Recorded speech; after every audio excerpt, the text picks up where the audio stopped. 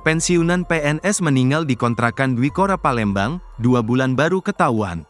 Sesosok mayat lansia ditemukan tewas dan sudah dalam keadaan membusuk di kontrakannya yang berlokasi di Jalan Dwikora 2 Lorong Tintamas, Kecamatan Ilir Barat 1, Kamis, tanggal 25 April tahun 2024. Korban diketahui bernama Sarifah atau Eva sapaan akrabnya, seorang pensiunan PNS yang ditemukan sekitar pukul 15.30 waktu Indonesia Barat.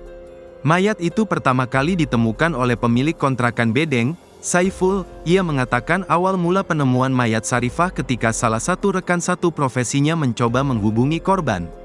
Keluarganya yang di Medan tak bisa menghubungi korban. Kemudian orang kantornya datang ke saya mau minta tolong bantu buka pintu kontrakan korban, ujar Saiful saat dijumpai di lokasi. Saat pintu dibuka, ia mencium bau menyengat dan melihat kondisi mayat korban yang sudah membusuk. Ternyata benar korban ada di dalam dan kondisi sudah membusuk, katanya.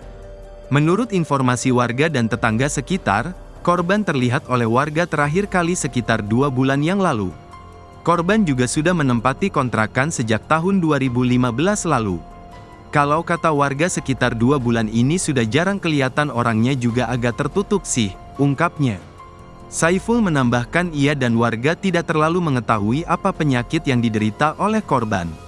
Namun korban hanya mengeluh bisul pada pahanya. Dia ngeluh ke kami hanya ada bisul di sini, kata Saiful sambil menunjuk paha. Saat ini tim unit identifikasi Polrestabes Palembang bersama Polsek Ilir Barat 1 sudah datang dan mengevakuasi mayat tersebut, kemudian dibawa ke RS Bayangkara.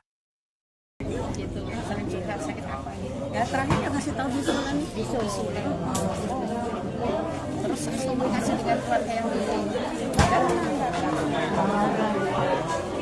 Download Tribun X sekarang, menghadirkan lokal menjadi Indonesia.